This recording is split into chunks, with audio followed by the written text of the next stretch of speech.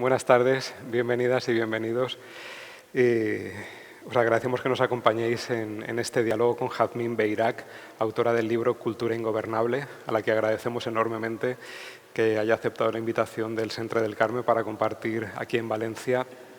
Estamos además emitiendo en directo a través de TikTok, por lo tanto esperemos que se sumen también personas que participen en la presentación. Bueno, pues Jazmín, para quienes no la conozcáis, que seguro que ya la conocéis, es política, historiadora del arte, gestora cultural e investigadora en políticas culturales. Ha trabajado en el Museo de la Biblioteca Nacional de España y ha escrito sobre política cultural en diversos medios. Actualmente es responsable de Cultura en Más Madrid y diputada portavoz de Cultura en la Asamblea de Madrid desde el año 2015. Este libro, que prácticamente he leído, me interesa especialmente porque aborda muchos aspectos de los que durante mucho tiempo hemos estado hablando, cuestionando, reflexionando en el sector de la cultura. Nos conocemos hace años, tuvimos la suerte de coincidir en algunos proyectos en Madrid, en el Museo Reina Sofía, en algunos entornos en los que finalmente confluyen intereses y preocupaciones comunes. Y bueno, ella en este momento y desde 2015 ha canalizado toda esa teoría a través también de la política y de cómo plantear, ¿no?, esos interrogantes a través de otras maneras de hacer y de plantear. Y hay en algunos de los capítulos que iremos viendo ahora con ella a través de este diálogo formas de reflexión de cómo justamente se generan esas tensiones, ¿no?, entre la política, el poder, la cultura, la creencia de en qué medida el poder termina dominando o apropiándose de los espacios de libertad que representa la cultura, la creación y todo eso. Bueno, que 1.000.000 de gracias por poner sobre el papel algo que nos es tan útil a todas y todos y que a mí me resulta tan inspirador porque lo veo reflejado en muchas de las cosas que hacemos y que son todo un reto cada día. Bueno, muchísimas gracias a vosotros por haberme invitado. Muchas gracias por asistir hoy aquí. Me hacía especial ilusión venir, pues también porque nos conocemos desde hace tiempo y sobre todo porque, como decías, cuanto más voy conociendo lo que vais haciendo aquí, más me parece, digamos, que son casi como ejemplos palpables de muchas de las cosas que llevamos como hablando y teorizando desde hace muchos años, ¿no? Porque el libro al final pues también recoge lo que es desde muchísimos ámbitos, ¿no?, de la política, la gestión, la creación, pues se lleva reflexionando en torno a cómo hacer de lo cultural algo que forme parte de la vida cotidiana de todas las personas, algo que realmente nos permita intervenir el mundo a todas las personas, ¿no? Entonces yo creo que espacios como este lo estáis consiguiendo de manera, vamos, clarísima. Muchas gracias. Jazmín, ¿por qué cultura ingobernable? Pues, a ver, yo creo que o sea, la idea de cultura ingobernable, yo cuando pienso en por qué lleva ese título, de alguna manera es como que se declina en 3 ideas concretas, ¿no? Bueno, en realidad el título viene de cuando yo empecé en política en 2015, que yo era muy novata, no había estado en mi vida en política institucional, pues me hicieron una entrevista para, pues, digamos, como una candidata del partido, y me hicieron una entrevista. Entonces yo hablé de lo que pensaba y entonces el titular de la entrevista, el titular que me pusieron fue La cultura es ingobernable. Entonces, claro, yo me asusté muchísimo, porque yo acababa de entrar en política, ¿cómo iba a ser que de repente iba a salir ¿sabes?, una entrevista en la cual tenía un título que a mí me parecía como un poco disruptivo? Entonces le pedí al periodista que si podía cambiarlo y me dijo que no. Y entonces lo que me hace gracia es que 8 años después ese título, ¿no?, es el que de alguna manera da sentido al libro, o sea, como esa idea de que hay veces de lo que te da miedo de ti misma, ¿no?, o de tus propias apuestas, es en realidad el corazón de lo que puedes estar defendiendo, ¿no? Entonces, ¿por qué ingobernable? Pues en primer lugar ingobernable porque yo venía de un contexto de izquierdas, de una militancia en movimientos sociales, en proyectos de izquierdas, en los que de alguna manera se entendía que había un tipo de cultura que es la que podía generar procesos de transformación social, ¿no? Y entonces a mí la primera idea de ingobernabilidad es la que está relacionada con la idea de que no sabemos los efectos que produce la cultura. O sea, no podemos predecir los procesos que genera, las consecuencias que abre, ¿no? Las dinámicas que puede crear.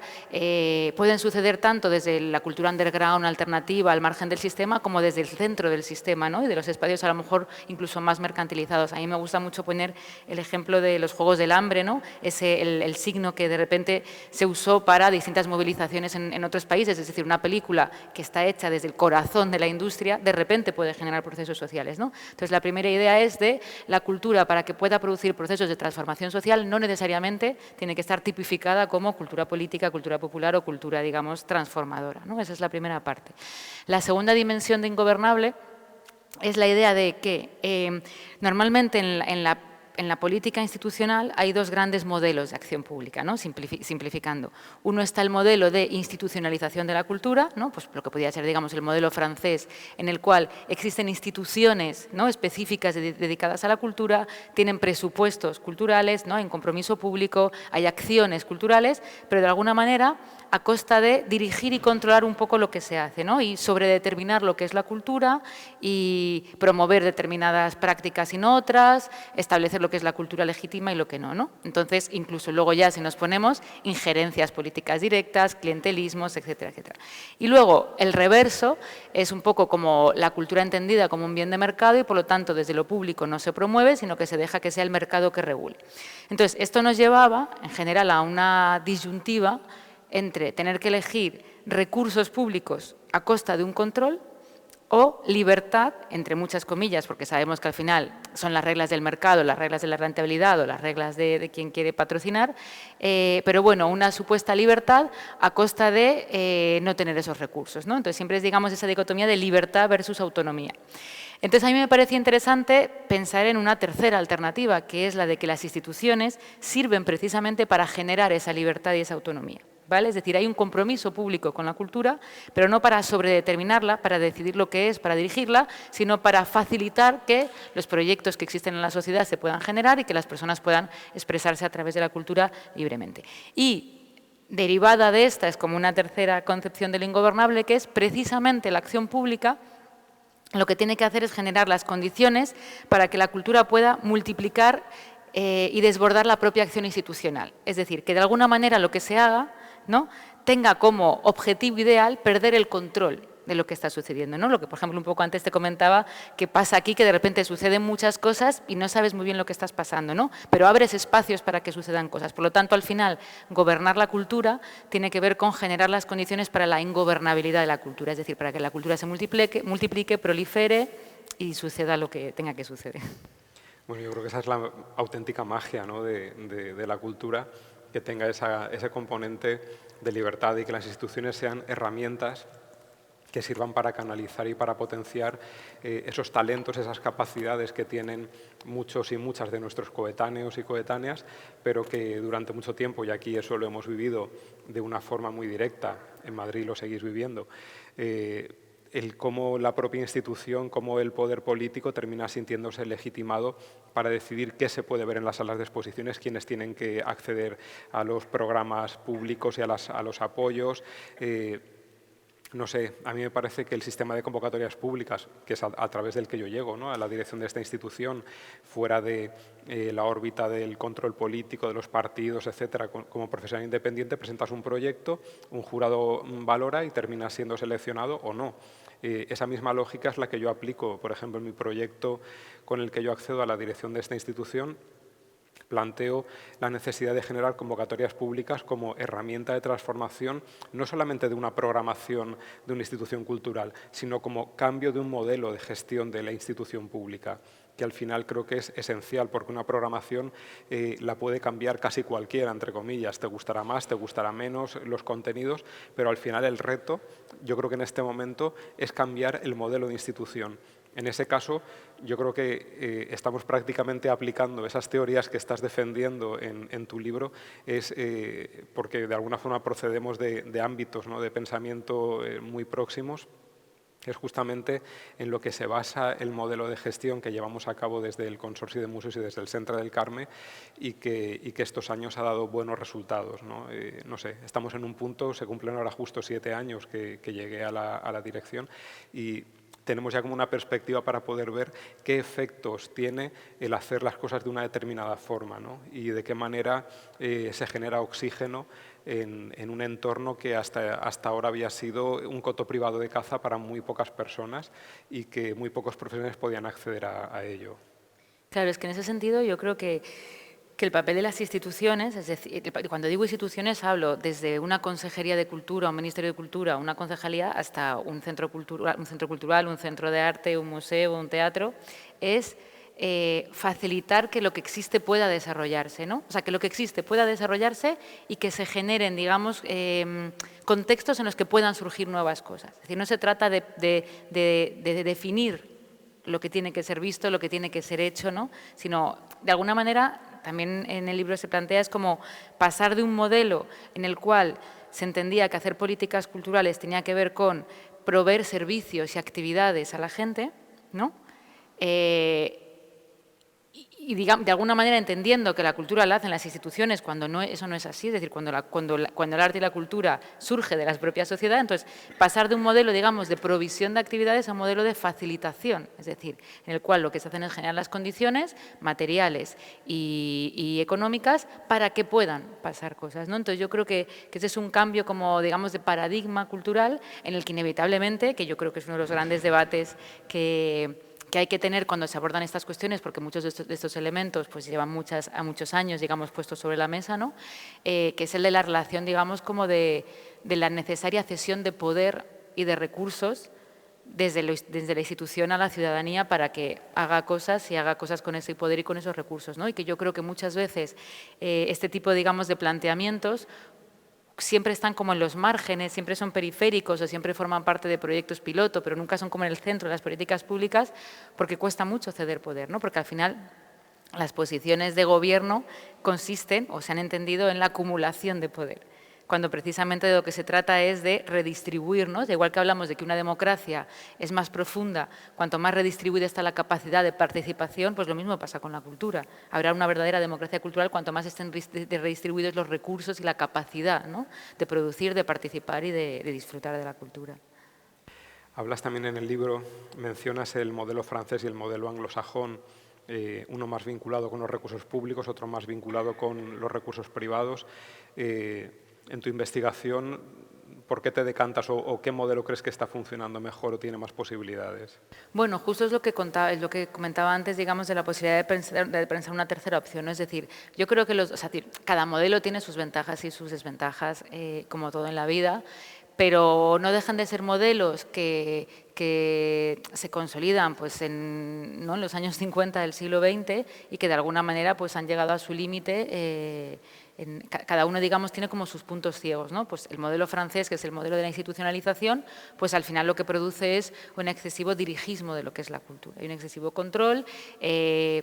También sucede que las prácticas culturales tienen que adaptarse a las rigideces administrativas y muchas veces lo que se hace es perder la capacidad de innovación, de creatividad, de experimentación que tiene la propia práctica artística, ¿no? Entonces, parece ser que en lugar de la institución adaptarse a lo que se hace, se tiene que adaptar a la institución y luego ya, digamos, en la parte más de injerencia política, directamente los tiempos de las instituciones culturales, de las prácticas culturales, están sometidos a los tiempos electorales, ¿no? Entonces, de ahí, por ejemplo, aquí lo que comentabas que existe la designación de direcciones por concurso. En la Comunidad de Madrid, por ejemplo, no es esa la fórmula, directamente se designa por parte de quien en cada momento está ocupando la posición de poder. ¿Qué sucede? Que cada vez que hay un cambio electoral hay un cambio en las direcciones artísticas. Entonces os podéis imaginar lo que significa para un proyecto cultural que cada 4 años cambia todo, ¿no? Entonces, de alguna manera es como hay un compromiso público, pero ¿cuáles son las condiciones, ¿no? ¿Cómo realmente estás dejando a la cultura que pueda, digamos, como, pues eso, multiplicarse y fluir en libertad? Pero claro, la alternativa, que es el modelo anglosajón, promete una aparente libertad, no es esta idea de que existan mecanismos interpuestos entre el poder político y la sociedad civil y que garanticen esa autonomía, pero al final estos mecanismos están elegidos por el gobierno, tienen sus propios intereses y luego está las reglas del mercado, es decir, que hay muchas prácticas artísticas que no son rentables, que de repente desaparecen o prácticas de alguna manera experimentales que son las que luego nutren el propio mainstream, porque eso es así, ¿no? Entonces, es lo que decía antes, es como no hay que elegir entre recursos, no hay que elegir entre libertad, sino que hay que elegir entre un modelo en el cual las instituciones públicas sirvan para generar autonomía y para generar libertad. Es decir, que la misión de las políticas culturales, que la misión de las instituciones públicas sea dar recursos y generar condiciones, ¿no?, legales y materiales para que las prácticas culturales puedan desarrollarse y para que todas las personas podamos ejercer nuestros derechos culturales, es decir, podamos participar en la cultura, podamos crear, podamos decidir sobre las políticas culturales también, ¿no? Yo creo que aquí en estos años, en la Comunitat Valenciana, se ha conseguido esa especie de tercera vía en la que desde la política se ha generado una designación a través de convocatorias públicas que permite una libertad y una no injerencia en el trabajo de los que estamos desempeñando estas funciones. Yo, de hecho, en estos 7 años, ni en una sola ocasión he tenido una injerencia política de una imposición de hay que hacer tal cosa o tal artista no, que también en otros tiempos las listas negras han ido que volaban. Entonces yo creo que esa diferencia es fundamental y marca un punto de inflexión esencial, sobre todo porque es trabajar desde la libertad de poder hacer las cosas pensando en el interés que tienen esos proyectos, en el impacto que van a tener en el ámbito profesional y para la ciudadanía. O sea, pensar realmente. Y sobre todo una cosa fundamental que hablábamos también antes, el programar no pensando solo en especialistas, sino programar pensando en la ciudadanía, en qué necesidades hay y, por otra parte, abriendo mucho la puerta a través de convocatorias públicas y de recepción de propuestas para que sean los propios agentes sociales y las propias personas las que propongan ideas, generando también encuentros, ¿no?, con el propio colectivo ciudadano que propone qué hacer, cómo hacerlo o qué cosas se podrían mejorar de la institución. Hace unas semanas hemos tenido con colectivos, con personas con discapacidad, una crítica acerca del propio espacio del Centre del Carme para plantear en qué cosas se puede mejorar. Aquí no hay barreras arquitectónicas porque ese tema está solucionado, pero hay otras cuestiones que se pueden mejorar para hacer más accesible el uso y el disfrute del espacio, ¿no?, y la participación en la propia activación de la institución. Pues todo eso se van generando vías que se van abriendo y van haciendo que todo eso fluya de otra manera. Claro, es que estaba pensando según hablabas que, o sea, yo creo que para las personas que pensamos que la cultura es un vector de transformación social importante, que mejora la vida, digamos, tanto nuestra vida individual, emocional, pero también la vida material, es decir, que el capital cultural es un capital que permite, digamos, como concluir ¿no?, digamos, como lograr una igualdad de oportunidades, redistribuir los recursos, ¿no? Es decir, quienes pensamos que la cultura realmente sirve para hacer la vida mejor, yo creo que nos encontramos con un problema que limita esas capacidades de lo cultural, ¿no? Por eso yo siempre digo que el libro como que parte de una convicción, que es de la convicción de la cultura como una verdadera campo de radicalización democrático, pero una constatación que es la falta de la relevancia social de la cultura, ¿no? Es decir, esa idea de que la cultura es algo menor, que la cultura es algo secundario, que no forma parte de las cosas del comer, de las cosas importantes. Y yo creo que esa percepción social en relación con la cultura es producto de políticas culturales, ¿no?, y de muchas otras más cosas, pero también de políticas culturales que lo que han hecho es precisamente separar la cultura de la práctica cotidiana, ¿vale? Y pensar que espacios como estos son espacios alejados de nuestra vida, son espacios que hay que respetar, son espacios sacralizados, ¿no? Y entonces, de alguna manera, hacer políticas y abrir estos espacios como si fueran centros cívicos es lo que de alguna manera permite romper esa distancia con la cultura, ¿no? Y permite darse cuenta de que la cultura no es algo ni para expertos, ni solo es una actividad de consumo en los momentos de entretenimiento, sino que es algo con lo que entendemos lo que nos pasa, nos relacionamos con los demás, pensamos, nos divertimos, disfrutamos, ¿no? Entonces, por eso es tan importante que los espacios realmente se abran a las personas que los habitan, ¿no? Porque así es como la cultura no va a ser esa cosa alejada y, por lo tanto, incluso para los culturetas, ¿no?, para la gente del mundo de la cultura, sino que es algo que nos pertenece a todos. Y es que, de hecho, la cultura es algo que nos pertenece a todos porque es con lo que nos expresamos, con lo que nos comunicamos, con lo que interpretamos el mundo y lo transformamos los humanos, ¿no? Entonces, yo creo que por eso es interesante como dar ese giro también institucional. Es fundamental. Y estos años, la verdad es que, en ese sentido, la experiencia aquí ha sido muy, muy valiosa. Yo en el proyecto de gestión con el que llego al Consorcio de Museos y al Centre del Carme, lo que planteo es que los espacios museísticos sean lugares de vida cotidiana. O sea, que dejen de ser lugares sacrosantos para una élite o para un determinado segmento de población y que sean espacios donde sucede la vida. Hemos conseguido que eso suceda en este tiempo. Nos queda mucho camino por andar y mucho por mejorar, pero tenemos ya datos y un feedback, ¿no?, de cómo están funcionando las cosas, como para saber que esa fórmula en la que tú piensas, en la que basas las teorías de tu libro, en las que yo planteo un proyecto de gestión y lo aplico, todo eso funciona. Funciona y da buenos resultados. Y te iba a hacer una pregunta. Aprovecho yo para hacerte una pregunta a ti, porque yo creo que realmente uno de los problemas como para poner en marcha este tipo de, digamos, como de ideologías culturales, porque para mí, digamos, la ideología de la cultura no va tanto en los contenidos, ¿no?, y en que promueva unas prácticas más comprometidas políticamente o más modernas, sino en que esté en qué vectores ordenen, ¿no?, la política que haces, es decir, se ha puesto por la participación, se ha puesto por la proximidad, se ha puesto por la descentralización, ¿no? Entonces, yo creo que uno de los grandes problemas de que este tipo de ideologías culturales cuajen es que cuesta mucho perder el control de lo que sucede, por miedo y por necesidad de controlar, ¿no? Entonces, ¿cómo, digamos, se hace esa, o sea, cómo se opera, ¿no?, cómo se habita cotidianamente esa relación con el control y con la necesidad de ejercer, digamos, esa supervisión de lo que sucede para que puedan pasar cosas? Bueno, al final es una cuestión que tiene que ver con el carácter de las personas, ¿no? Cada uno somos de una manera. Al final, este espacio es maravilloso y está en el centro de Valencia y tiene un valor patrimonial y histórico enorme. Siempre ha sido un lugar estupendo. El equipo humano que trabaja aquí es el que trabajaba antes. O sea, lo único que ha cambiado en estos años realmente ha sido la persona que dirige la institución, que en este caso soy yo. El hacer que las cosas sean diferentes tiene que ver con las ideas y con la forma en la que aplicamos esas ideas a la realidad para que se transforme. Y bueno, es encontrar un equilibrio. Evidentemente una institución funciona, y más una institución pública, bajo un montón de parámetros que tienen que ver desde la seguridad hasta un montón de asuntos que hay que atender. Pero por otra parte hay que tener como el relax suficiente como para permitir que las cosas fluyan.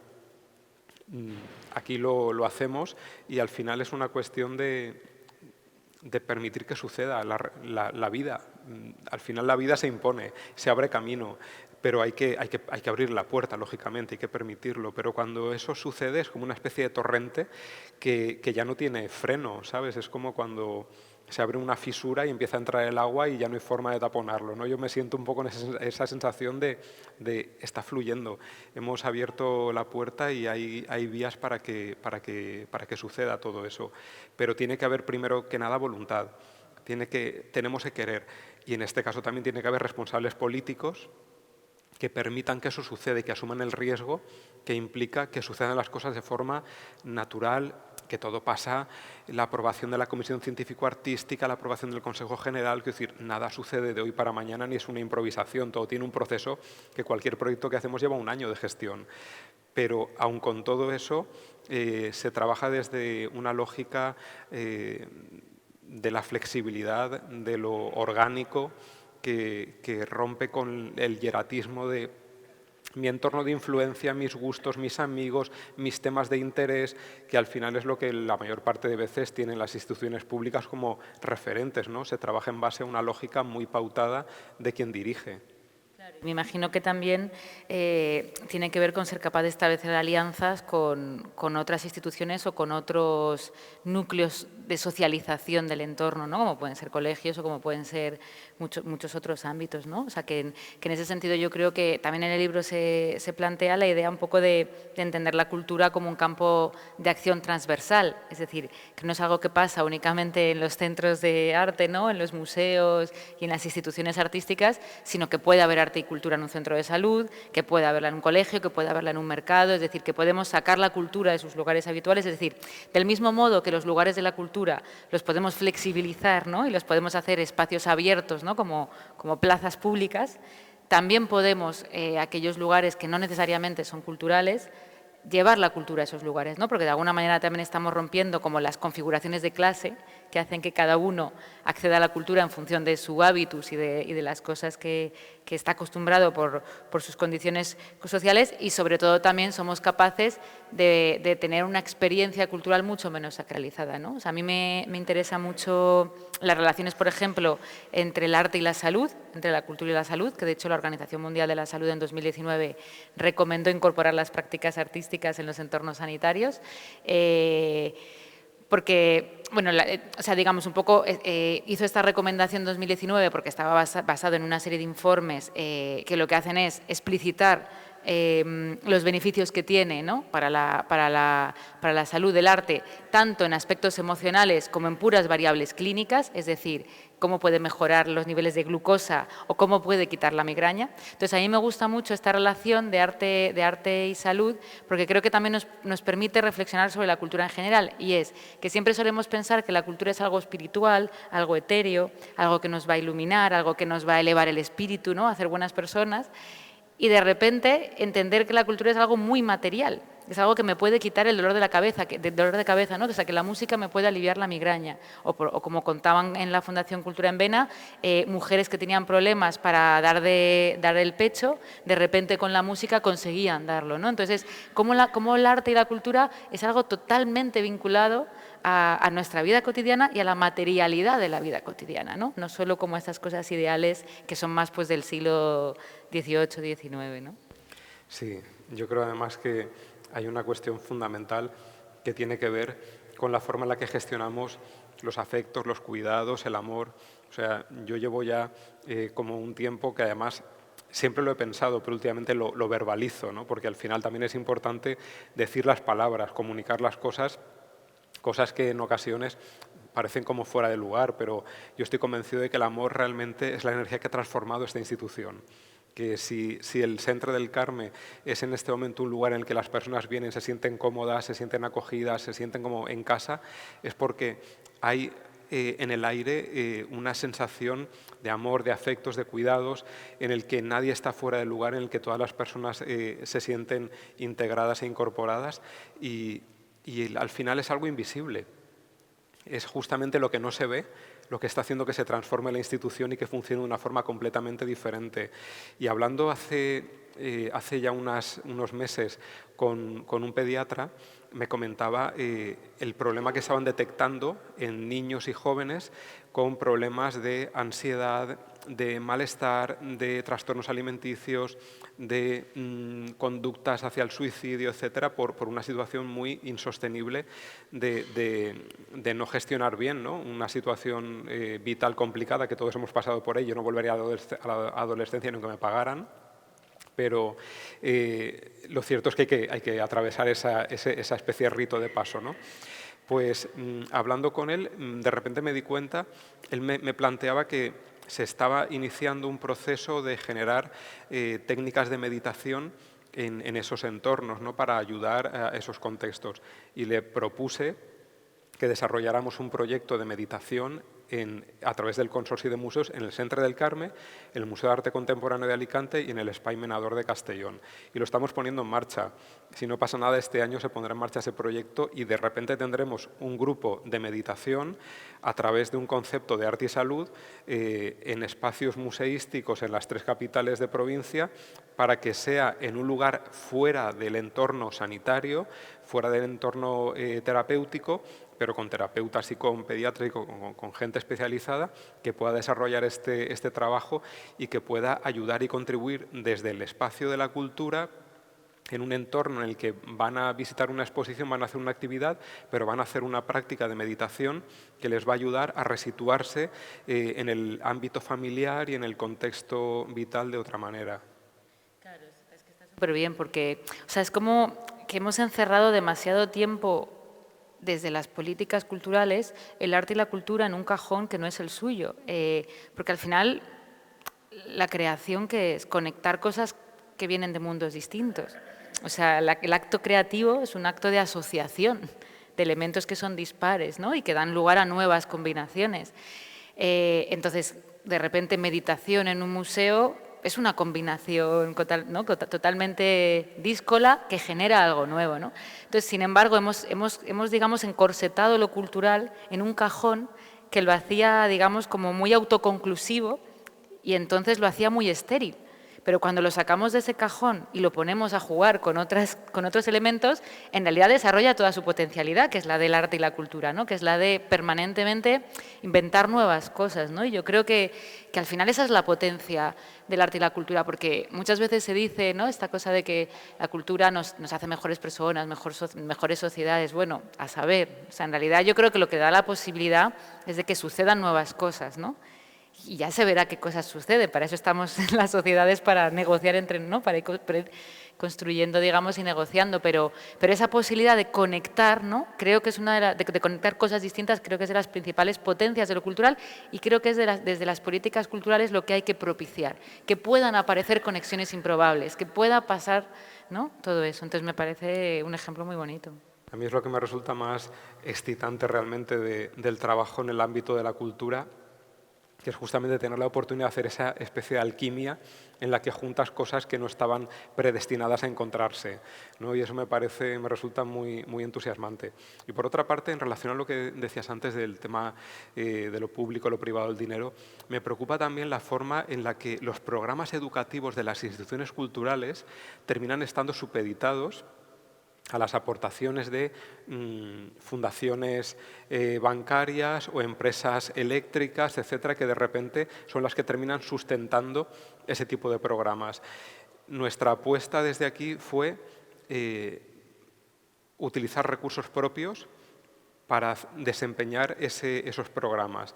¿Por qué? Pues porque al final, ¿por qué va a estar la educación en una institución museística supeditada a los criterios o a los límites que pueda establecer una fundación bancaria o una entidad que se dedica a la energía eléctrica, ¿no? O sea, a mí eso me llamaba la atención, pero la mayor parte de museos, etcétera, tienen vinculado su programa educativo y los recursos que lo sustentan a ese tipo de financiación privada.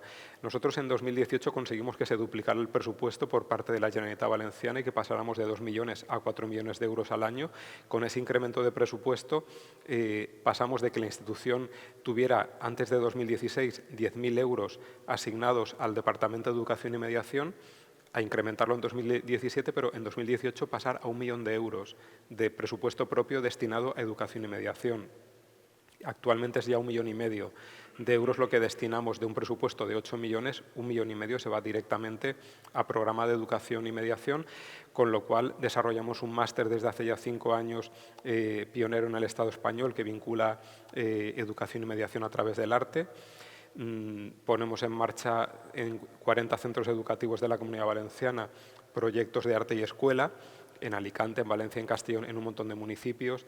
Desarrollamos en áreas rurales acciones vinculadas también con todo esto. O sea, es generar otro tipo de parámetro que no está regido por intereses que no son los de la institución ni los de lo público, son de repente los de una entidad de otro carácter. Y a mí me llama la atención, no sé qué opinión tienes, el por qué desde esos ámbitos la educación en los museos está vinculada con el dinero que un tercero pone para hacerlo posible.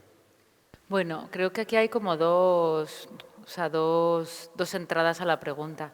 O sea, por un lado, ¿por qué? Pues porque no se tiene dinero. Quiero decir, o sea, al final hay una estrechez presupuestaria, ¿no?, porque no se considera que lo cultural sea un campo en el cual haya que invertir mucho. Entonces, tú como un centro de arte, como un museo, puedes prescindir de actividades educativas. O sea, entre muchas comillas, puedes prescindir de actividades educativas, pero no puedes prescindir de inaugurar exposiciones, porque si no los de arriba te dicen, ¿cómo que no me inauguras exposiciones?, ¿no? Entonces tú el dinero lo dedicas a las exposiciones y lo otro, como sabes que hay que hacerlo, pues vas buscando el dinero fuera, ¿no? Entonces, por eso digo que hay dos debates. Uno, pensar que lo educativo es una parte accesoria del propio proceso, ¿no?, de relación con el arte y con la cultura, y que lo primero es la exposición y luego viene, digamos, la explicación de lo que se exhibe. Y al contrario, yo creo que desde hace muchos años ya está puesto en el centro el debate de que los procesos educativos tienen que ir en la propia configuración, ¿no?, de los procesos de exhibición, es decir, que no es una cosa que venga después. Entonces, por eso, digamos, hay una primera entrada a la pregunta que es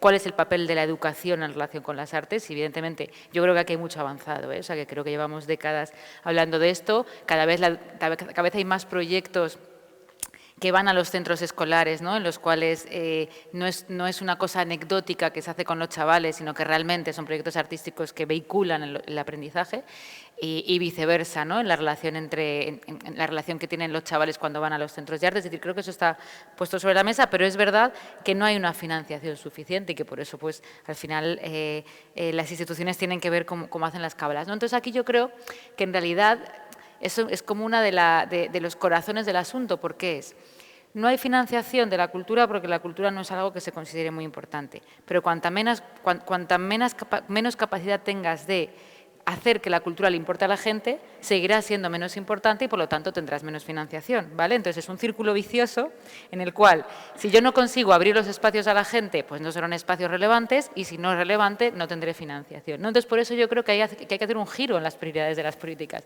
culturales, ¿no? Y que incluso para aquellas personas que vengan de modelos, digamos, más clásicos, no funciona, porque no se consigue llegar a la ciudadanía y si no se llega a la ciudadanía no hay presupuesto, ¿me explico? Entonces hay una cuestión también estratégica de tenemos que hacer que nuestras instituciones sean relevantes y realmente hagan un servicio social, ¿no? Yo me acuerdo en una charla que estuve que vino un director de un centro cultural de Dinamarca que hacía también cosas maravillosas, que hacían fiestas, bueno, cosas muy chulas. Y entonces el concepto que tenían, que decían, es que mi centro cultural no puede llegar al 2% de la población porque tengo financiación pública. Entonces, no cumplo con mi responsabilidad, ¿no? Y si yo no llego a más gente, no tengo financiación, porque para eso estoy, ¿no? Entonces, creo que ahí hay una reflexión que hacer y que también pasa por el hecho de que siempre, desde las políticas públicas, lo que se ha puesto en el centro es como la producción, ¿vale? La producción de espectáculos, la producción de eventos, la producción de exposiciones y mucho menos la parte de mediación, de participación, de educativa, todo eso, ¿no? Que es lo que al final da sentido. Entonces, yo muchas veces cuando a lo mejor hablo con personas que reivindican más políticas de apoyo a la producción, es como, en realidad esto es un poco pan para hoy, hambre para mañana. Porque se puede apoyar la producción, pero si no tienes unas políticas de público, si tú no tienes unas políticas de participación, nunca vas a conseguir que haya, digamos, una cultura cultural, ¿no? Y entonces al final será una producción permanente que no llega a ningún sitio. Entonces yo creo que también hay, por eso decía que había dos entradas, también hay que darle la vuelta a esa manera de entender cómo se hace la política. No es fundamental, bueno, la conexión con las personas. Claro, y para eso está hecho. Es la clave de todo y es lo que cambia el sentido de las instituciones y lo que hace que realmente tengan sentido, ¿no? Pero, bueno, hablabas también de un cambio de rumbo referido a los derechos, etcétera. Me parece interesante justamente porque los derechos son una cuestión jurídica o moral, etcétera, pero también está la clave fundamental y que tú estabas ahora comentando, si no se genera el desconocimiento de las personas acerca de eso que está sucediendo en el ámbito cultural, hace que no se valore y que no se aprecie. O sea, uno no puede desear ni amar aquello que desconoce. Al desconocer la cultura contemporánea, la gente tiene una idea equivocada o incluso de rechazo hacia las expresiones artísticas actuales. Una vez se pone en marcha un proyecto como el que desempeñamos en el Centre del Carmen estos últimos años y se convierte en el espacio museístico de titularidad pública más visitado en la Comunidad Valenciana, pues de repente por encima de Museo de Bellas Artes o del IBAM, que son marcas consolidadas que tienen décadas y que la gente tiene perfectamente claro dónde están, qué hacen y a qué se dedican, y sin embargo la ciudadanía elige venir en mucho mayor número y con mayor frecuencia al Centre del Carmen que a esos otros espacios. Se pone de manifiesto que lo que nosotros estamos ofreciendo no es fácil, no es arte que la gente reconozca, no son expresiones artísticas que estén ya asumidas por el grueso de la población, son lenguajes experimentales y a veces proyectos complejos de entender, que siempre llevan consigo una carga de educación y mediación justamente para generar esos eslabones perdidos, ¿no?, que hay entre la comprensión de la ciudadanía y los lenguajes actuales, pero es cierto que eso es posible, o sea, que realmente generando la estrategia adecuada y haciendo el trabajo en la dirección oportuna, de repente la gente conecta con cosas que no sabía ni que existían y que ni tan siquiera sabía que le podían gustar y resulta que le encantan. Sí, y estaba pensando, según te escuchaba, que me imagino que también habrá como una cierta operación de, a ver cómo lo explico, o sea, darte cuenta que eso que estás descubriendo tampoco es tan alejado de tu propia capacidad creativa, por decirlo de alguna manera, ¿no? Es decir, que hay ciertas dimensiones de lo cultural que forman parte de nuestra vida cotidiana, ¿no? Y que todos usamos TikTok, que compartimos memes, que vamos a bailar, que cantamos, es decir, que hay algo de todo eso que parecía que estaba relegado al mundo de la cultura, que en realidad lo hacemos nosotros cotidianamente en espacios que no tenemos, digamos, como tipificados como culturales, ¿no? Entonces yo creo que ser capaz de hacer esa especie como de redescubrimiento de la capacidad cultural de las personas y la capacidad artística es muy buena, porque entonces ya no es algo ajeno, sino que es algo propio, ¿no? Entonces creo que en ese sentido también es muy interesante, pues un poco lo que estabas comentando, ¿no? Y luego de los derechos, que me preguntabas por lo de los derechos, o sea, yo creo que los derechos culturales es, digamos, como un paradigma de acción pública, ¿no? En la cultura que se ha extendido en los últimos 10 años. Es decir, es un debate que en los últimos 10 años está cogiendo cada vez más auge. De hecho, están surgiendo muchas leyes de derechos culturales en España. Hubo en Navarra la primera en 2019. Se ha aprobado ahora una en Canarias, el Sistema Público de Cultura. Se va a tramitar una en Aragón, otra en Cataluña, en Galicia. Es decir, está habiendo como una especie de proliferación, ¿no? de leyes de derechos culturales y de una apuesta por derechos culturales. Y a mí me parece interesante el marco de los derechos culturales y entender la cultura como derecho, porque por un lado nos permite entender que la cultura no es únicamente, digamos, una experiencia de consumo, ¿vale?, sino que es una manera de expresarnos e intervenir en el mundo y unos códigos a los cuales todos tenemos derecho a ser capaces de manejarlos. Y además también que el papel de las instituciones públicas no es tanto proveer servicios, sino garantizar esos derechos, ¿no? Y a la vez, o sea, yo creo que también no es casual que los derechos culturales estén tan en boga, por decirlo de alguna manera, porque creo que en realidad vienen a sustituir a un paradigma que existía antes en las políticas culturales, que ha estado desde los años 90 hasta ahora, que es el de las industrias culturales. Es decir, que el entender que la función pública básicamente era fomentar y ayudar a que las distintas industrias creativas pudieran desarrollarse, ¿no?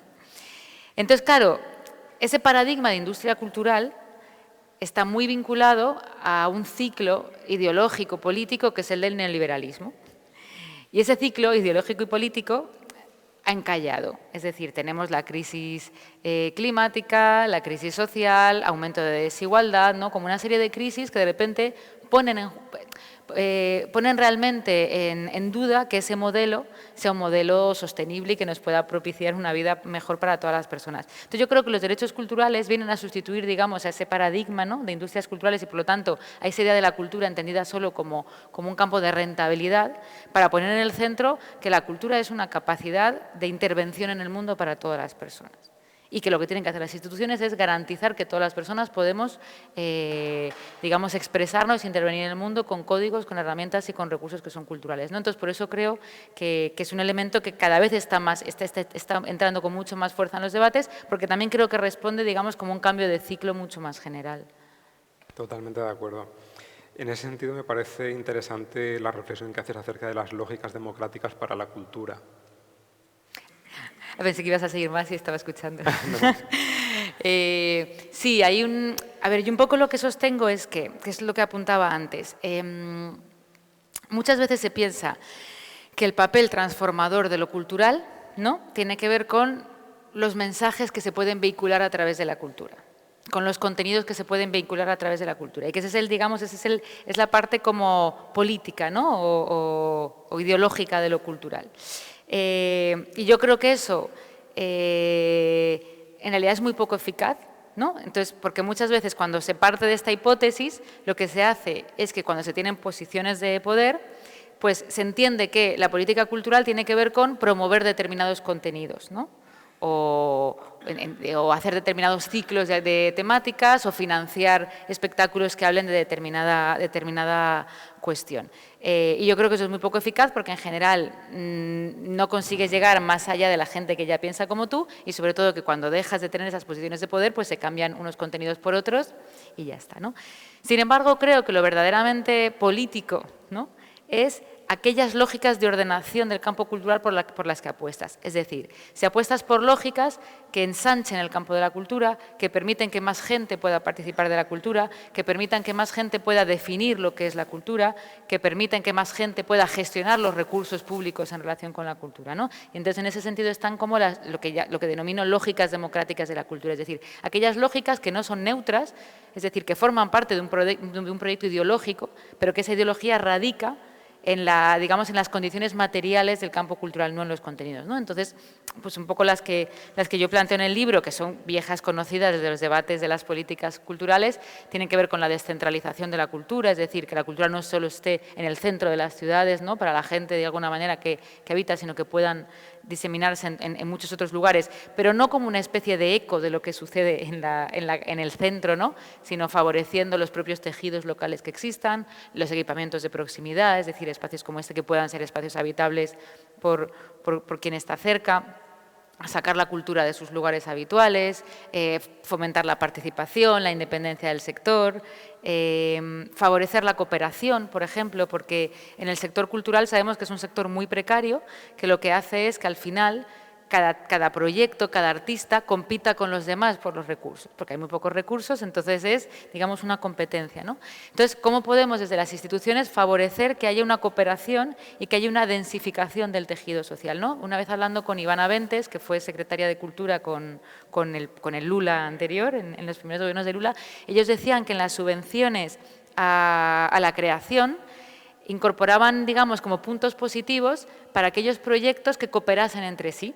De manera que las subvenciones lo que contribuían era a tramar el tejido social, ¿no?, en lugar de hacer que compitamos digamos, por pocos recursos. Y en ese sentido, a mí una de las funciones que me parecen, digamos, como más democratizadoras de las políticas culturales, y creo que para mí es de las cosas más potentes y que más me interesa, es cómo a través de la cultura podemos favorecer la autoorganización social, la vertebración del tejido social, que es lo que verdaderamente consolida y profundiza en la democracia. Porque al final las sociedades son más democráticas cuanto más gente tiene capacidad de enunciación, cuanta más gente tiene capacidad de intervención en lo público, tiene capacidad de participación. Y cómo a través de lo cultural, a través de escuelas de música, de bandas, de grupos de teatro, ¿no?, de grupos que digo aquí las fallas sin conocerlo mucho, pero digamos a través de expresiones culturales que generan red, podemos propiciar una autoorganización social que al final, en primera instancia, tiene que ver con lo cultural,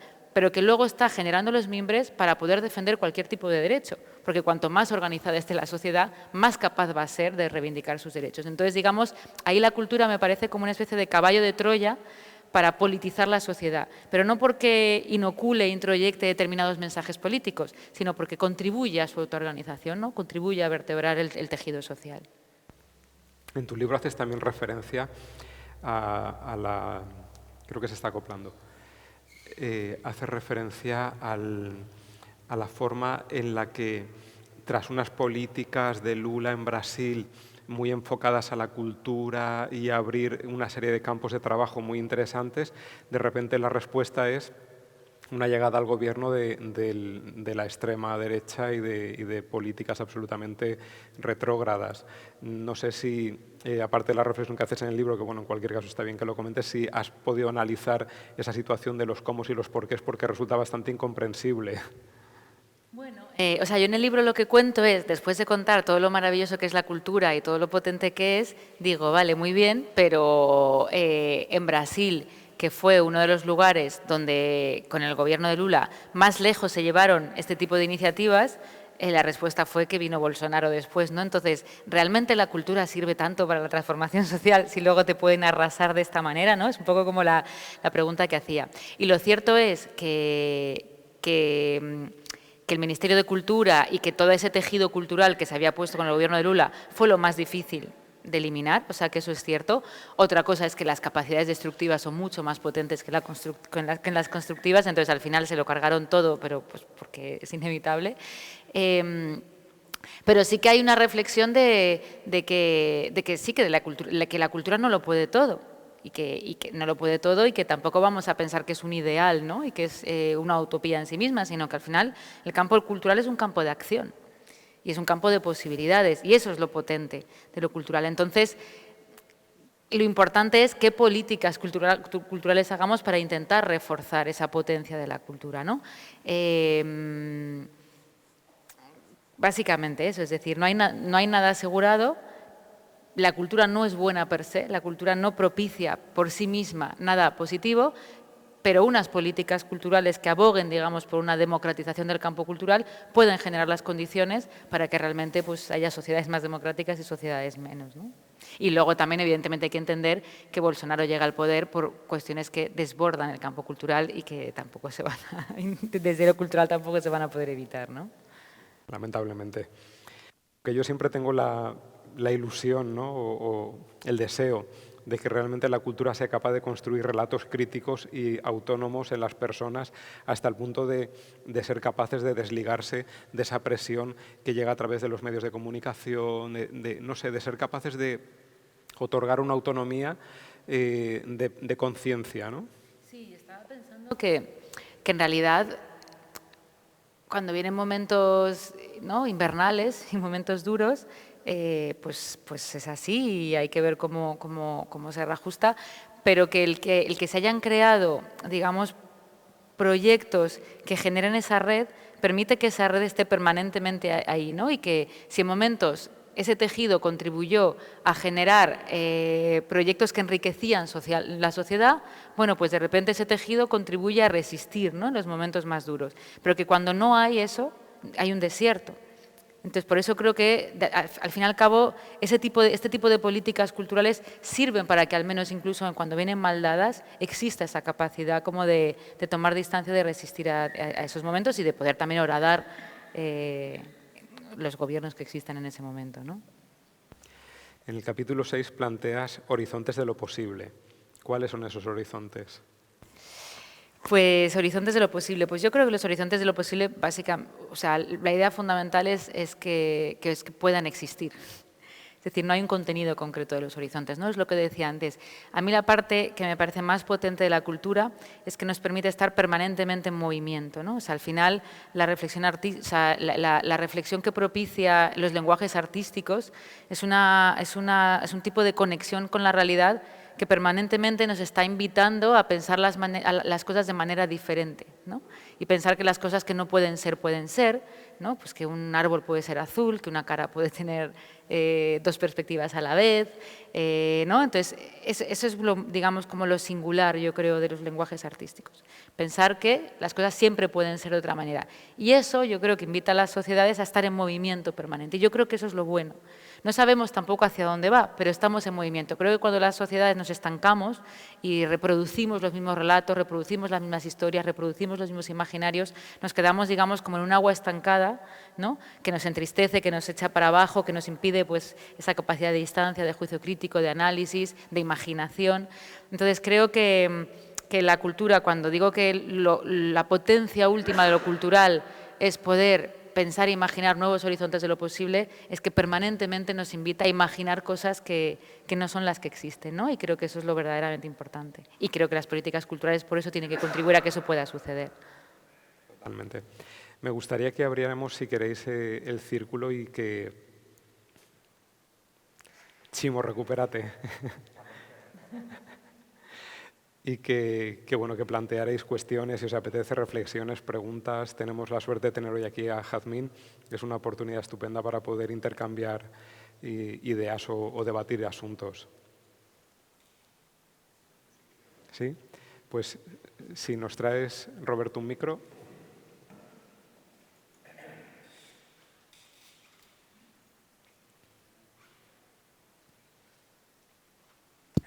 Sí. A ver, yo dos preguntas. Una es, el título del libro es Cultura Ingobernable Y hemos referenciado, habéis hablado de las políticas públicas y eso nos remite a otro elemento que es la administración de las políticas culturales. Y eso es ver si, igual el título podría haberse cambiado por inadministrable o administrable con interrogante, no lo sé. Es el choque, lo habéis planteado alguna vez, ¿no? En algún momento de la conversación. ¿Cómo se puede, no sé si es escapar, pero en el marco de las leyes de procedimiento administrativo y de los contratos del sector público, poder hacer una política cultural, no voy a decir arriesgada, simplemente razonable?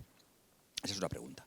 Y la otra es a los dos, también vale para los dos, pero bueno, ¿pensáis que la defensa de un tipo de la política cultural, en un sentido u otro, puede ser un elemento decisivo para determinar el voto de la ciudadanía? O sea, ¿la ciudadanía puede decidir su voto en función de defender un modelo cultural determinado?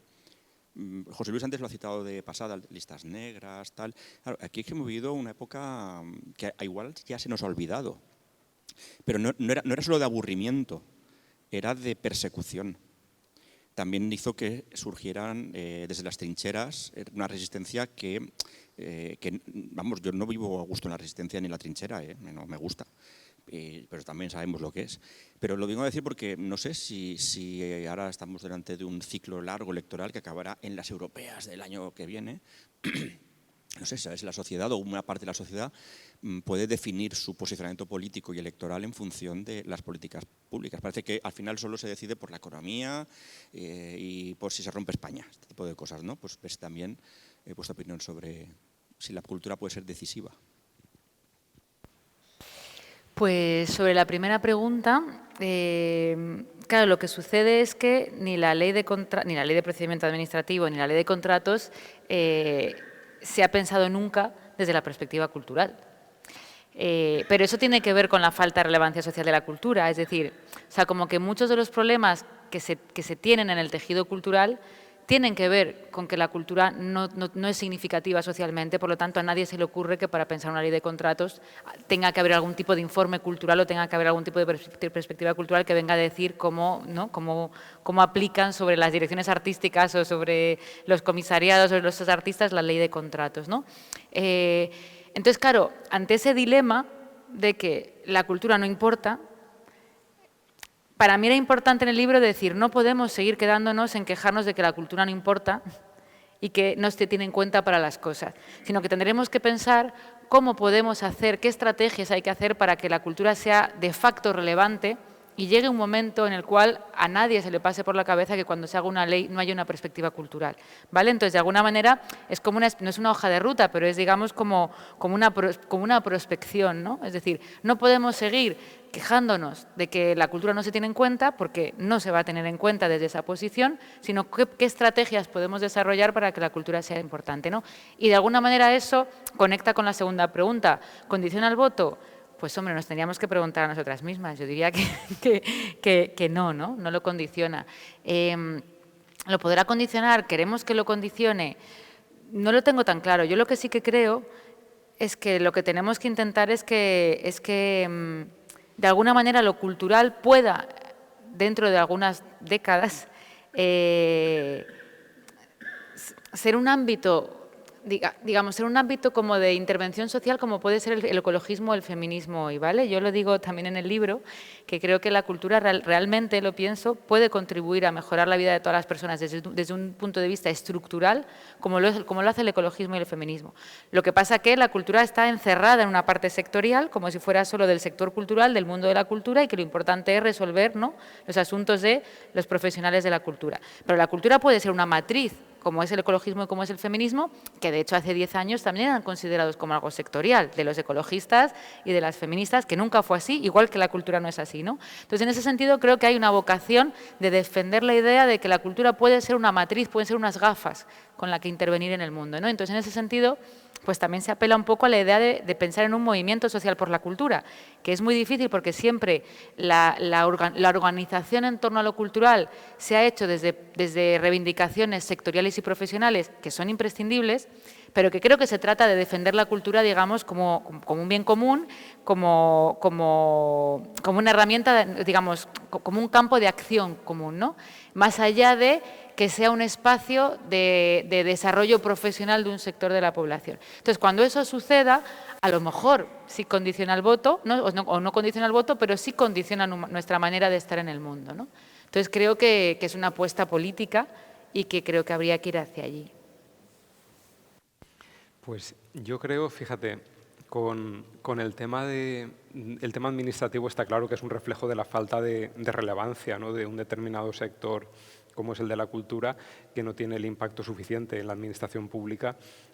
Yo hace años estuve yendo a reuniones sectoriales en Madrid con el Ministerio, no sé qué, pero al final es que el propio Ministerio de Cultura no tiene peso específico para tratar temas a nivel de gobierno. Entonces, ya en aquel momento, y creo que ahora ya se ha avanzado en ese sentido, con el Estatuto del Artista, etcétera, la necesidad de que esas mesas fueran interministeriales, que estuviera el Ministerio de Cultura, pero el de Trabajo, el de Asuntos Sociales, el de Hacienda, o sea, que todo estuviera vinculado, porque al final tiene que ver con, pues eso, regulaciones fiscales, laborales, o sea, todo esto tenía un efecto claro, ¿no? Pero por otra parte, en la propia ley de contratos del Estado que está vigente en este momento, hay una vía para poder hacer las cosas y hacerlas bien, que es el artículo 168. No sé qué, que al principio, cuando llegó esa ley, nadie sabía cómo gestionarla. Nosotros tuvimos la suerte de tener aquí a una jurídica, que es Marta Pérez Soria, que se estudió la ley y dijo, por aquí lo podemos hacer. Y cuando en muchos sitios decían que no se podían hacer las cosas, nosotros las hacíamos y las hacíamos bien y no hemos tenido ningún problema, porque la ley lo permite, esa excepcionalidad en la contratación por cuestiones artísticas, intelectuales, etcétera. Y luego, en cuanto al voto y todo eso, pues a mí sí me condiciona, desde luego. Yo tengo memoria, no me olvido de lo vivido y aquí se han vivido cosas muy tremendas. Entonces, sí, para mí eso es importante, pero creo que al final la relevancia de todo esto pasa por una cuestión de conciencia y de vinculación de las personas con su entorno. Sucede un poco igual con el ámbito ecológico y con la emergencia climática. Eso para mucha gente todavía no tiene peso y no tiene una importancia, ¿no?, en su vida, porque no terminan de ser conscientes de qué efectos tiene en la vida de las personas, en el suyo, en el de sus hijos y la gente que va a venir después, todo eso que se está haciendo, ¿no?, durante décadas y décadas, como si esto no tuviera fin. Pues, no sé, es un cambio de conciencia, pero tiene que ver mucho esto al final con la educación, con los valores, con esas cosas invisibles, intangibles, que son las que realmente cambian el mundo. Y creo que si fuéramos capaces de construir otro tipo de relato, y por eso a mí me parece importante que la cultura sea un espacio de vida cotidiana, porque se incorpora de forma natural y orgánica en la vida de las personas, sin ser un acontecimiento extraordinario que sucede no sé qué día y que te pones y te vistes especial para vivirlo. No, o sea, con la ropa de diario y con la actitud de todos los días es la oportunidad perfecta para disfrutar de la cultura en cualquiera de los ámbitos. Y eso hace que se incorpore en tu vida, en tu día a día, y que pase a tener una presencia. Yo creo que con la pandemia sucedieron cosas interesantes, ¿no? La forma en la que la cultura emergió como necesidad y mucha gente fue consciente. Lo que pasa es que la memoria es tan breve en esta sociedad de impactos y de consumo instantáneo, en la que de repente se nos olvida todo eso que nos parecía fundamental y que nos cambió la vida durante esos meses de confinamiento. No sé, creo que cada uno, desde el ámbito en el que estamos en cada momento, tenemos que ser capaces de hacer esa especie de siembra y de riego por goteo, ¿no? Yo creo mucho en el riego por goteo, que es el contrario al riego a manta, ¿no? Es una buena gestión de recursos hídricos que permite que lo que tenemos tenga efectos mucho más potentes y a más largo plazo que ese gran festival salvaje y desmesurado, ¿no?, ese fuego fatuo que lo consume todo, que lo quema todo y que luego detrás no queda nada. En la Comunidad Valenciana se gastó mucho dinero en cultura en la etapa anterior y no dejó absolutamente nada. Ni sirvió para apoyar al sector profesional y el tejido artístico y creativo del territorio, ni generó tampoco un público, ni hizo que la cultura llegara a la vida de la gente. Entonces, es cómo gestionamos esos recursos, es importante, porque con menos dinero del que se tenía antes, que es el que se tiene ahora, no estamos en una época de derroche económico ni de grandes cifras, sin embargo estamos siendo capaces de llegar mucho más lejos con mucho menos dinero, porque ha cambiado la forma de hacer, el enfoque, los objetivos y las pretensiones. Claro, es que estaba pensando que muchas veces, digamos, en el entorno de la pregunta de si condiciona o no, ¿no? Estaba pensando que muchas veces lo que se dice es, claro, es que la gente no conoce la cultura, entonces no tiene conexión con el arte, entonces no lo valora. Y cuando se acerque a ella, cuando se lo acerquemos, ¿no? Esta cosa un poco de Malgó de los 50, ¿no? Cuando le acerquemos las grandes obras de la humanidad, entonces se entenderá lo cultural, que es una posición muy paternalista y que ya, digamos, ha sido criticada desde hace décadas. Pero en realidad creo que lo que no conoce la gente, decir, porque yo trabajo en la cultura, pero si no, no lo conocería, es que, digamos, la cultura en tanto servicio público puede ocupar otro lugar en la sociedad, ¿vale? Y que en el momento en que eso pueda desarrollar, en el momento en el que eso se desarrolle, si luego se retira, entonces sí que habrá una queja, me explico. Si de repente dentro de 10 años el arte es una estrategia, pobrecito, estás ahí. Si de repente dentro de 10 años, ¿no?, el arte está incorporado en los centros de salud y en los hospitales como un recurso de intervención, ¿vale? Y que cuando vas y tienes migraña te pone música, y que cuando haces no sé qué, ¿no? O sea, como que realmente sirve, probablemente si se quita, la gente se quejará, ¿me explico? Porque se ha llegado a un lugar. Entonces, no es tanto que haya que educar a la gente a la cultura, sino que hay que colocar la cultura como servicio público en otro lugar para que esa necesidad, digamos, para que esté tan consolidada esa demanda que si desaparece exista una queja, una ausencia.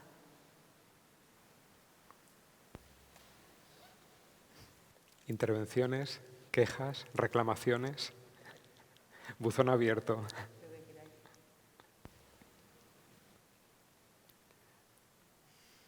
¿Algo que añadir? No, pero seguro que se os ocurre algo. Mira, ahí detrás y luego aquí. Tú.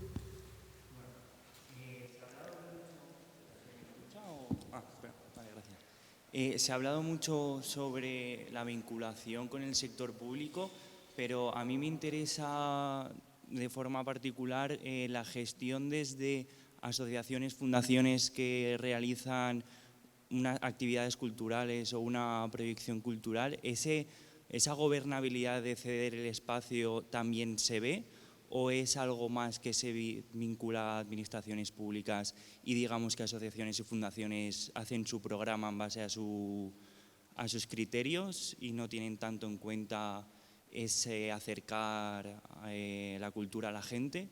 ¿O sí que hay desde este tipo de entidades una iniciativa por ceder espacios, hacer que pasen cosas y todo lo que se ha comentado?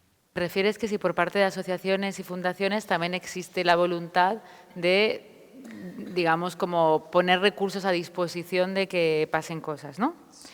O sea, yo diría, a ver, también yo creo que la experiencia en cada territorio es muy distinta, ¿vale? Y yo, por ejemplo, puedo hablar de la Comunidad de Madrid, donde realmente tenemos un desierto cultural importante desde lo público. Creo que ahora mismo son fundaciones y asociaciones las que están haciendo el trabajo que debería hacer la administración pública, ¿vale? Y creo que, creo que sí lo hacen y lo hacen más que, pero eso en el contexto de la Comunidad de Madrid, probablemente en otros lugares sea muy diferente, ¿no? Entonces creo que la administración incluso debería aprender de lo que está sucediendo ya en el tejido asociativo y cultural y debería establecer alianzas con ese tejido, ¿vale? Es decir, no necesariamente suplir lo que se hace desde la sociedad civil, sino establecer de alguna manera alianzas para que se pueda colaborar, ¿no? Por ejemplo, yo muchas veces hablo de cómo los centros culturales en la Comunidad de Madrid se licita la gestión, es una gestión externa, entonces se hace la licitación para que distintas empresas concurran. Entonces está hecho de tal manera el contrato de licitación que solo pueden concurrir grandes empresas de limpieza, de construcción, pues bueno, lo típico, ¿no? Entonces, muchas veces lo que planteamos es cómo se pueden redactar los pliegos de esos contratos para separar cada centro cultural, hacerlo por lotes, de tal manera que sean asociaciones profesionales, asociaciones de vecinos, asociaciones de artistas, quienes puedan gestionar esos centros culturales, ¿no? Con un proyecto a 5 años, renovable 10 años, de tal manera que no sean empresas un poco que hacen cualquier cosa, ¿no? Que te hacen un comedor, un piso tutelado, un centro de salud, sino que sea el propio tejido el que pueda gestionar esos espacios, estableciendo, digamos, como ese tipo de alianzas entre lo público y las asociaciones, ¿no? Que yo creo que eso es especialmente interesante. ¿De qué manera se puede establecer esas alianzas sin que alguna parte de la sociedad no se te eche al cuello porque te has permitido que en tu espacio entre tal asociación o tal fundación que está vinculada a cierto color político? Hombre, porque yo creo que los proyectos de cesión y de colaboración no tienen que servir para vehicular afinidades previas, sino que tienen que ser realmente, digamos, como se tienen que arbitrar mecanismos para que cualquier agente del tejido social, independientemente de su procedencia, que tenga un proyecto, pueda, digamos, tener esa relación. Ahora, esto es un poco lo que decía antes con lo de la ideología en la cultura, ¿vale? Si yo voy a, quiero decir, si yo lo que promuevo, o sea, si yo gestiono, yo como gobierno, ¿no? Tengo la competencia de gestión de centros culturales, yo defino cuál va a ser la misión de ese centro cultural. Entonces, cualquier agente de la sociedad civil podrá encargarse de la gestión siempre que cumpla con unos requisitos, digamos, públicos, ¿no? En el cual ese espacio sea un espacio abierto a la ciudadanía, donde esté garantizada la participación, donde esté garantizado el acceso. Es decir, lo que ha pasado mucho, de nuevo cito la Comunidad de Madrid, pero yo creo que aquí también habrá pasado en sus tiempos, es que al final los recursos públicos han servido para que los exploten agentes privados, ¿no? Y ahí hay una ideología, es decir, yo entiendo que un teatro público, que un centro cultural público, lo que es, digamos, es un espacio en el cual se puede privatizar. Vale, para mí la posición política es que ese espacio no se puede privatizar, es decir, que tiene que haber una cesión siempre y cuando haya una misión pública. Entonces, mientras sea en ese contexto, cualquier agente que tenga un proyecto que cumpla con esos requisitos se debería poder participar y debería poder ganarlo, ¿me explico? Entonces, en ese sentido yo creo que quedan neutralizadas cualquier tipo de valoraciones de otro tipo. No sé si me explico. No sé si quieres añadir también.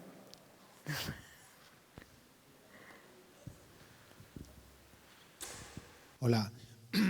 Bueno, a colación de la primera pregunta de Chimo y también en relación con lo que acaba de decir el compañero, yo os voy a decir una consideración más que una pregunta, pero bueno, la consideración al final es si la compartís. Yo entiendo que la contratación pública al final está transponiendo directivas europeas que lo que quiere es la libre circulación de capitales, bienes, servicios, etcétera. Entonces ya parte de una concepción muy anglosajona, ¿no? En la que la cultura no tiene una cabida pacífica. Y luego la ley de contratos dice que la necesidad de satisfacer la define la administración. Y por eso te podrías ir al 168, que es lo que dice el compañero, que serían contratos de exclusividad, pero también estaría cogiendo lo peor del modelo francés, que es que la administración tal vez arbitrariamente elija y defina cuál es la finalidad. Entonces, me he dado cuenta hoy que es que la cultura no cabe dentro de ese modelo, porque ni puede ser un bien de consumo, ni se puede definir unilateralmente por la administración.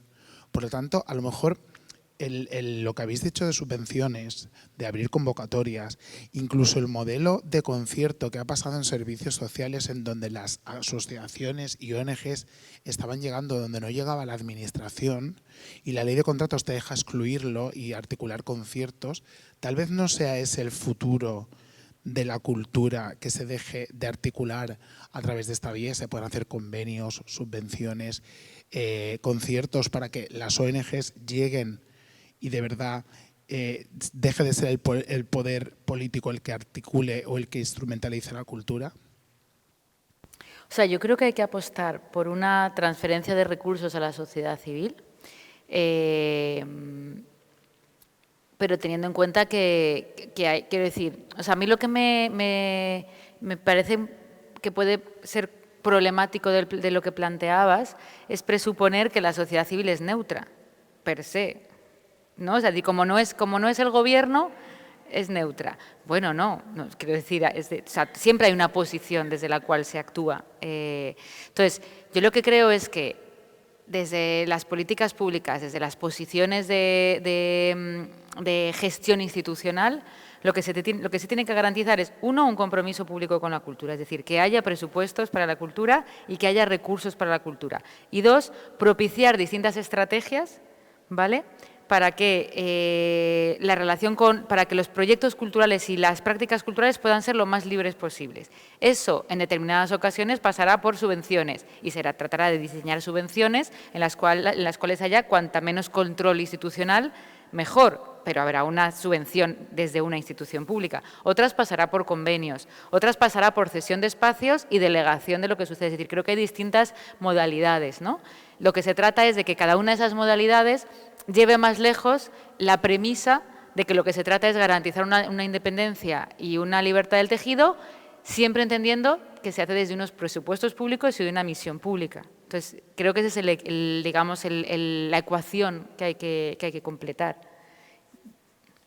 La forma en la que nosotros programamos la institución recurre al formato de convocatorias públicas en un tanto por ciento muy elevado de todo lo que hacemos por varios motivos, entre otros para romper ese ejercicio personalista de quien está al frente de la institución, que suele suceder en todas las instituciones culturales, que el director o directora termina siendo una especie de pantocrátor juez que decide lo que se tiene que ver, lo que no, lo que le gusta, lo que tal, según su línea de intereses, de investigación o su círculo de amigos o de artistas preferidos.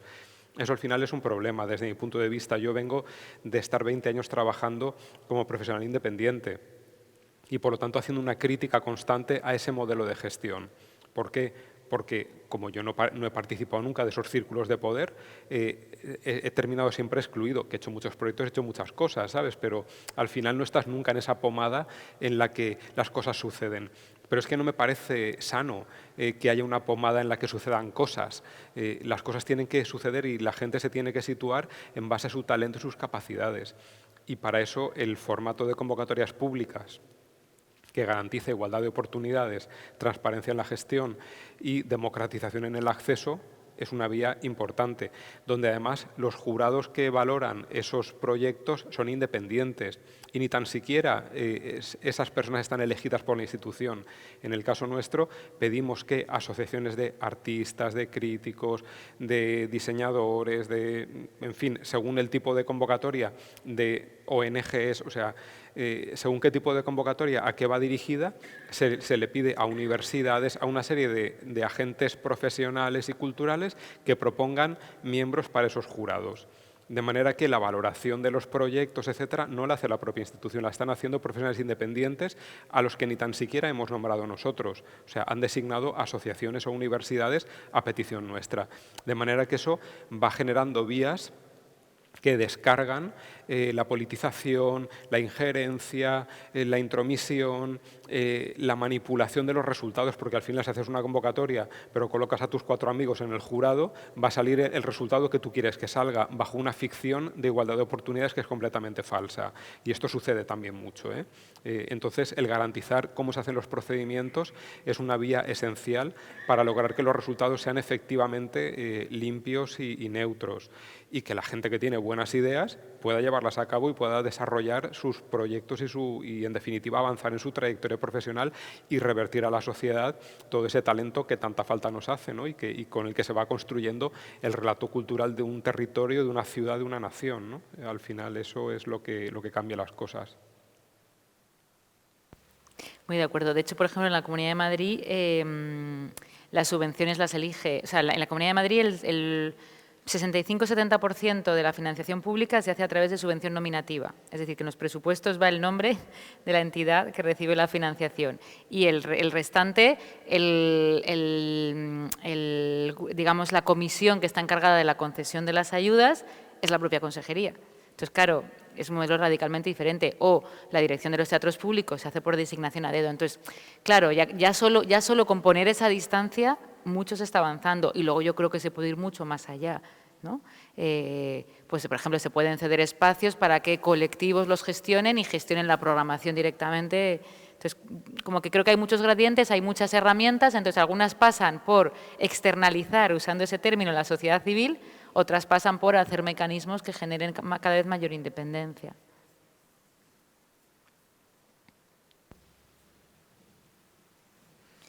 Pues le damos por clausurado. Pues muchísimas gracias por haber venido. Espero que haya... Gracias. Gracias.